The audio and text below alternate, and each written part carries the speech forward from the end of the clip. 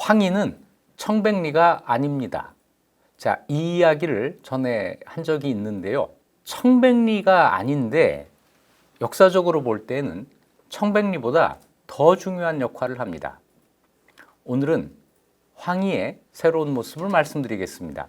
황희는 그냥 황희 그러지 않고 꼭 황희정승이라고 하죠. 정승이라고 하는 것은 조선시대의 삼정승, 우의정, 좌의정, 영의정을 가리키는데요. 뭐랄까 조선시대의 가장 이상적인 정승의 모습을 보여줬기 때문에 이런 평가 때문에 황희정승 이렇게 연칭이 되기도 하고, 또 한 가지는 정승으로 재직한 시간이 굉장히 깁니다. 무려 23년입니다. 세종 8년에 우의정이 된 것을 시작으로 해서 세종 31년 영의정을 지낼 때까지 23년입니다. 세종이 32년 동안 왕위에 있었는데 그 32년 가운데 23년을 황희가 정승으로 있어요. 자, 그래서 이 긴 시간 정승을 여기만 기록을 가지고 있게 되는데, 그래서 황희 정승이죠. 또 한 가지 놀라운 사실이 있습니다. 처음 우의정이 되었을 때 나이가 64이에요. 64살부터 정승을 시작해서 23년이니까 87살까지 정승으로 있습니다. 60대, 70대, 80대 노인 정승이죠. 대체로 조선시대에 70세면 거의 정년을 합니다. 70세가 되면 관직에서 물러나겠다고 청하고, 그러면 왕이 그러지 말라고 인사치레를 하다가 그렇다면 물러나라 이렇게 되는데, 황희는 그것보다 무려 17년을 더 있었으니까 대단한 기록이죠. 그럼 도대체 몇 살까지 살았을까요? 90살까지 삽니다. 요즘 우리 이 정도 하잖아요. 요즘 노인들하고 거의 다름없는 그런 삶을 살았는데 청백리는 아니었다. 오히려 세종실록에 황희의 졸기가 있습니다. 졸기라는 건 뭐냐면 어떤 사람이 죽었을 때 그에 대한 평가와 또 간단한 이력과 이런 것을 적어놓는 실록의 한 칸인데요. 황희에 대한 평가도 이 세종실록 졸기, 황희가 세상을 떠났을 때 기록한 졸기에 잘 드러나 있습니다. 여길 보면 오히려 이런 말이 있어요. 성품이 지나치게 관대하고 재가의 단점이 있었다. 재가, 수신재가, 집안을 다스리는데 단점이 있었다. 또 청렴한 지조가 모자라서 정권을 오랫동안 잡고 있으면서 청렴하지 못하다는 비난이 있었다. 황희가 죽었을 때는 오히려 청렴하지 못했다라고 하는 평가가 있었던 거예요. 그러니까 어떻게 청백리가 될 수 있었겠습니까? 황희가 청백리라고 하는 이야기는 뒤에 만들어지는 거예요. 이 황희를 청백리라고 밝혀놓은 책은 무려 1924년이면 거의 우리하고 동시대죠. 그렇지 않나요? 1924년에 강효석이라고 하는 사람이 개인적으로 쓴 전고대방이라고 하는 책에 청백리 218명의 이름을 적어놨는데 그 가운데 황희의 이름이 올라갔기 때문입니다. 그거 있었죠. 세종실록 만들 때 황희에 대한 평가 때문에 그 사관의 기록을 넣느냐 맞느냐, 사관의 기록이 옳으냐 그르냐 하는 걸 가지고 논란이 있었다. 그런데 그 사관이 황희에 대해서 나쁜 말을 많이 써놨거든요. 뇌물을 받았다. 여러 가지 추문을 쭉 써놨는데 이 기록이 사실이 아니라 하더라도 황희가 청백리였다고 할 수는 없는 거죠. 청백리가 아니었다는 기록을 부정한다고 해서 곧 청백리가 되는 건 아니잖아요. 사실은 조선시대 청백리는요, 굉장히 가혹한 겁니다. 이렇게 대충 살고 이런 그 추문도 있고 이래가지고는 청백리가 될 수 없어요. 제가 볼 때는 황희를 청백리라고 하면 조선의 그 수많은 청백리들이 굉장히 슬퍼할 것 같은데요. 자, 그러면 황희는 어떤 의미가 있는 사람일까? 청백리가 아니라면 저는 첫째, 세종의 선택이었다. 이거 꼽고 싶습니다. 어쨌거나 세종이 32년 동안 왕위에 있으면서 무려 23년 동안 정승 자리에 있도록 허락을 한 거잖아요. 세종의 판단입니다. 이 세종의 판단은 그러면 잘못된 것일까요? 저는 아니라고 봐요. 결론부터 말씀드리면 세종은 자기에게 딱 맞는 정승을 찾은 겁니다. 자기에게 딱 맞는 정승이란 내 말을 잘 들어주는 사람, 이게 아니고 나를 보완해 줄 수 있는 사람, 나의 약점을 채워줄 수 있는 사람으로 황희를 정승으로 선택했다는 거죠. 자, 오늘 황희의 정승으로서의 역할에 대해서 말씀을 드리겠습니다. 황희가 정승이 된 것이 세종 8년입니다. 그 직전에 아주 큰 사건이 있었죠. 김도련 뇌물 사건이라고 하는 게 있었습니다. 그래서 조말생을 비롯해서 태종대의 정권 가까이 있던 사람들이 전부 뇌물을 받은 혐의로 관직에서 쫓겨나게 됩니다. 그리고 이 사람들을 전부 쫓아낸 다음에 세종이 좌의정의 황희, 우의정의 맹사성, 이렇게 좌우에 날개를 새로 달게 돼요. 물론 그 위에 영의정이 있는데 그 영의정은 공석으로 두었습니다. 그러니까 좌우의정 양날개를 가지고 자기의 본격적인 친정을 시작했다고 하는 거죠. 그리고 얼마 뒤에 세종 13년에 황희를 영의정으로 맹사성을 좌의정으로 승진을 시킵니다. 물론 이 사이에 황희의 사위 서달의 살인사건이라는 게 있어서 한번 오점이 잡히긴 하지만 세종은 이걸 무시하고 황희, 맹사성 체제를 그대로 밀고 나갑니다. 이러면서 황희가 23년 동안 정승 자리에 있게 되는데 황희의 가장 중요한 역할은 무엇이냐? 한마디로 얘기해서 세종을 말린다 합니다. 말린다. 하지 마십시오. 이게 황희의 역할이에요. 황희 졸기로 돌아가면 황희 졸기에 이런 말이 나옵니다. 이게 아주 재밌는 기록인데요. 황희는 번거롭게 고치는 것을 좋아하지 않았다. 뭘 고치는 걸 좋아하지 않았다는 것은 다른 말로 표현하면 새로 시작하는 것을 좋아하지 않았다. 전에 하던 대로 하는 것을 좋아했다. 그런데 세종은 어떤 왕이에요? 뭘 계속 만들었잖아요. 계속 새로운 걸 만들었어요. 새로운 기계도 만들고 새로운 제도도 만들고. 왕은 그러는데 정승은 그걸 좋아하지 않았다. 그러니까 둘이 상극이잖아요. 세종은 계속 뭘 만들려고 하고 황희는 그거 안 좋아하고. 특히 졸기는 이렇게 이어집니다. 세종이 중년 이후에 새로운 제도를 많이 만들자 황희가 이렇게 말을 해요.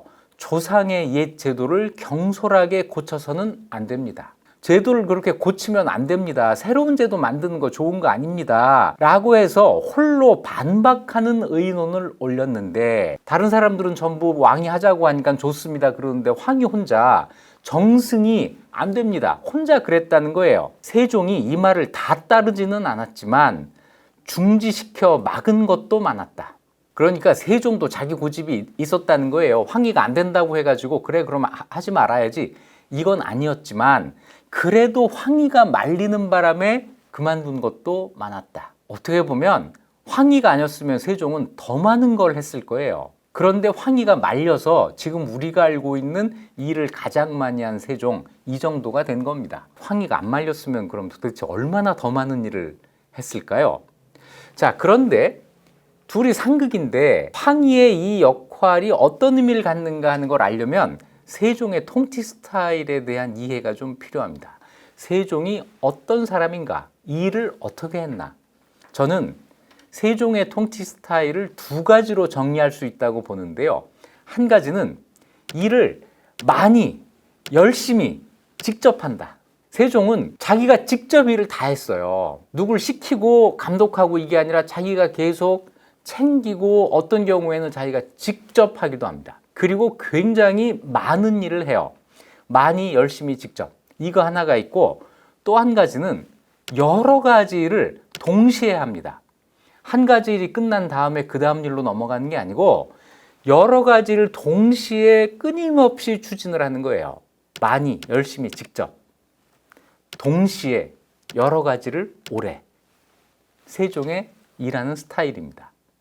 그 결과가 우리가 계속 외워야 되는 세종대 업적이 되는 건데요. 예를 하나 들어보겠습니다. 제가 역사를 공부하지 않은 분들과 여행을 한번 한 적이 있는데 역사에 관심들은 있는 분들이에요. 저한테 계속 그 질문을 해요. 고려사를 연구하는데 도대체 자료는 있냐? 자료가 있어서 그걸 근거로 지금 고려 시대는 이랬다고 이야기하는 거냐? 아니면 자료가 없는데 그냥 대충대충 이렇게 꾸며서 이야기하는 거냐? 사실은 이제 그런 의문이 좀 있는 거겠죠. 그런데 고려사 연구를 할 때는 굉장히 훌륭한 자료가 있습니다. 어떤 자료냐면 고려사라고 하는 책이 있습니다. 비록 분량은 적지만 내용이 정확한 그런 역사책이 있습니다라고 대답을 하는데요. 바로 그 고려사, 지금 우리가 가지고 있는 고려사를 만든 사람이 세종이에요. 세종이 고려사를 만들 때 어떤 일을 하는지 보면은 많은 일을 열심히 직접 한다. 이게 그대로 드러납니다. 자, 고려사를 편찬을 하자. 세종이 먼저 얘기를 꺼내요. 그 전에 정도전이 지은 고려국사라는 책이 있었는데 세종이 이 책에 대해서는 한마디로 평가를 합니다. 없는 이만 못하다. 너무 소략하고 너무 정도전 주장이 강하고 아마 여러 가지 이유가 있었을 거예요. 다시 만들어라. 그래서 신하들이 이제 이걸 만드는데 이걸 만드는 과정에서 세종이 직접 신하들과 논쟁을 합니다.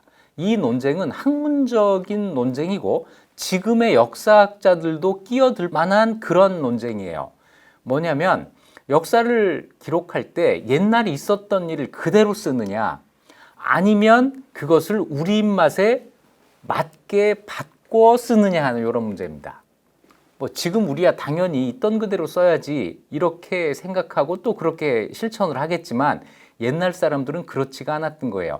왜냐하면 역사라고 하는 것은 단순한 기록이 아니라 교훈을 얻기 위한 것이라고 생각했기 때문에 지금 우리가 옳다고 생각하는 것, 교훈이 된다고 생각한 것을 중심으로 교훈이 되도록 써야 된다 이렇게 생각을 하거든요. 구체적으로는 어떤 문제로 나가게 되냐면 고려시대에 국왕을 폐하라고 불렀습니다. 그 다음 왕이 될 사람을 태자라고 불렀어요. 세종은 지금 조선 초의 기준으로 잘못된 거지만 옛날에 있었던 일을 어떻게 고쳤으냐 이거 그대로 써야 된다. 그래서 이거를 직서라고 합니다.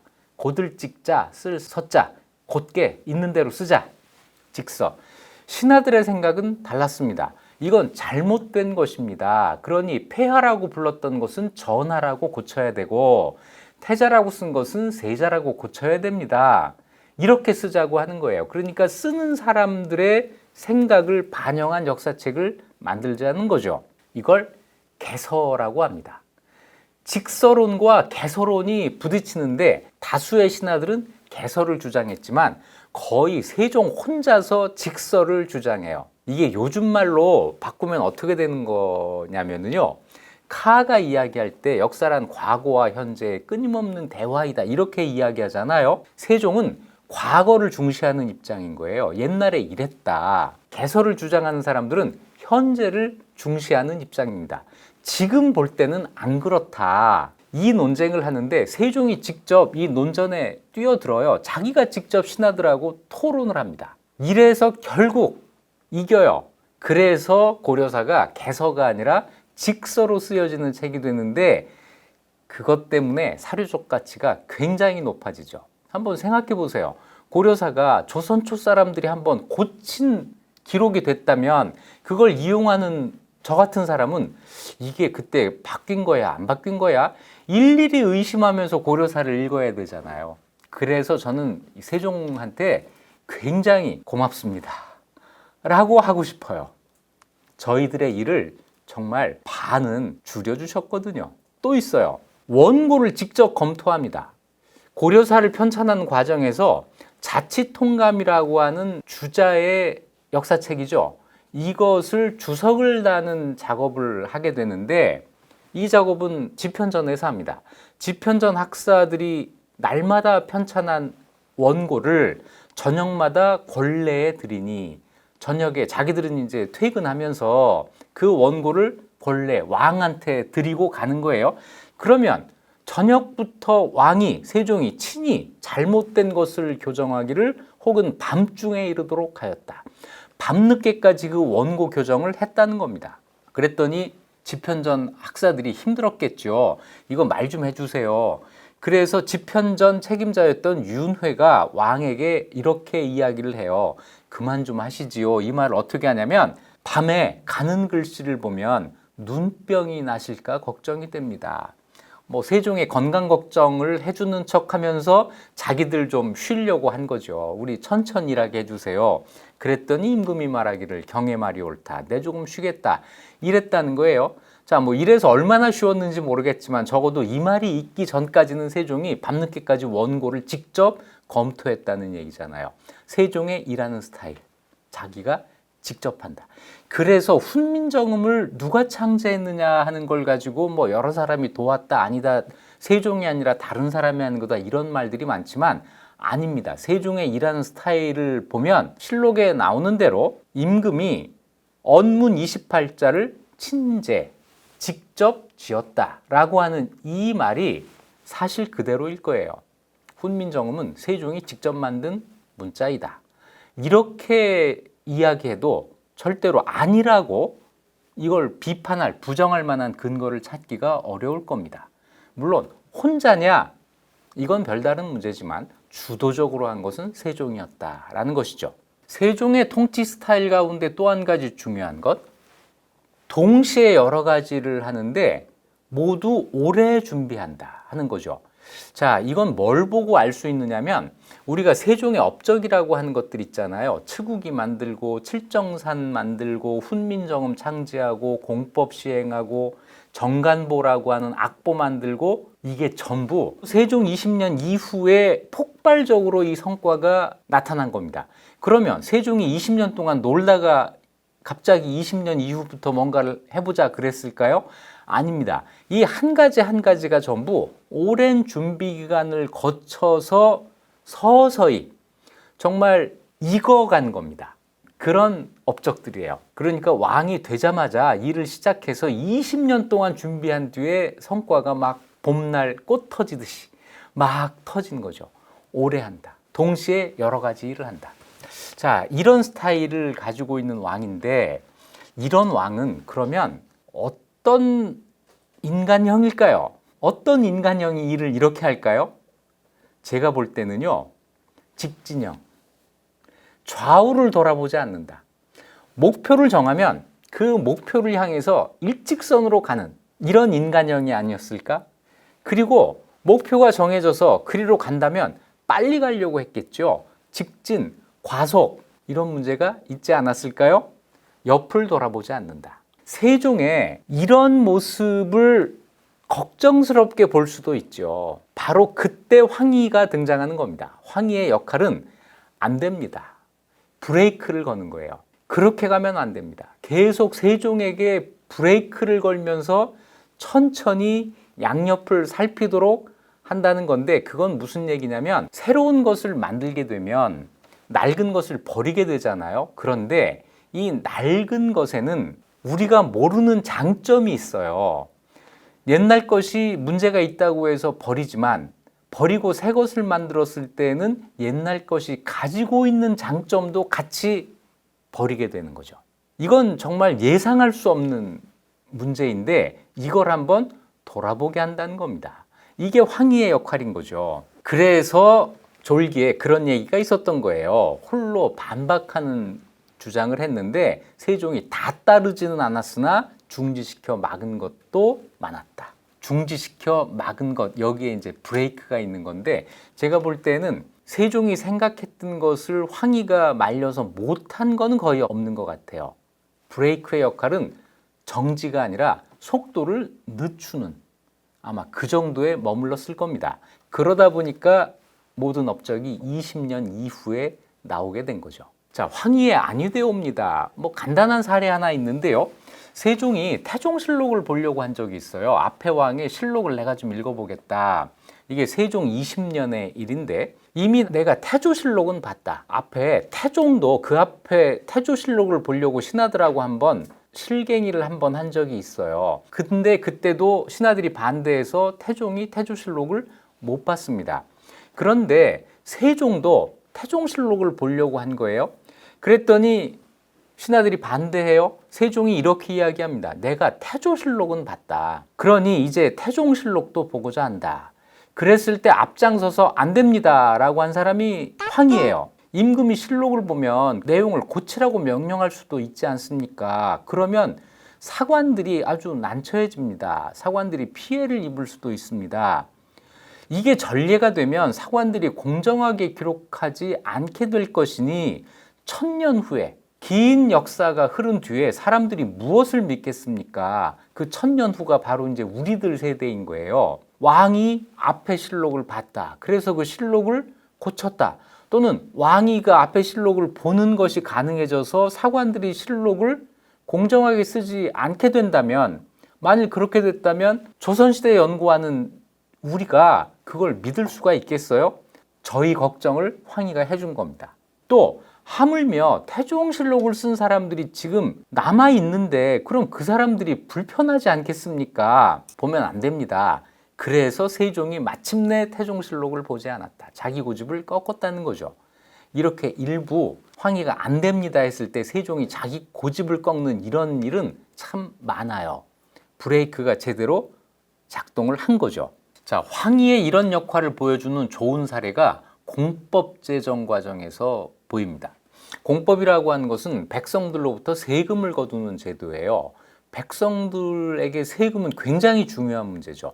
그래서 이 제도, 새로운 제도를 만드는 것은 정말 백성들에게 큰 관심사일 수밖에 없어요. 세종이 이 새로운 제도를 만들려고 합니다. 세금 거두는 제도를 개혁한다. 이렇게 되는 건데요. 세종 9년에 이런 새로운 법을 만들려고 한다라고 하는 자신의 생각을 어떤 자리에서 피력하냐면 과거 시험 문제로 내게 해요. 과거를 보는 사람들에게 내가 이런 새로운 세금 거두는 방법을, 제도를 만들려고 하는데 너희들의 생각은 어떠하냐 해가지고 떠보는 겁니다. 이게 이제 요새는 이제 언론에 흘려서 간보기를 하는 것처럼 세종이 그렇게 해서 자기 생각을 넌지시 내비쳐 본 거예요. 이러면서부터 관료들 사이에서 세종이 생각하는 이런 공법, 전분 6등법, 연분 9등법이 옳으냐, 잘못된 법이냐 논쟁이 일어나기 시작합니다.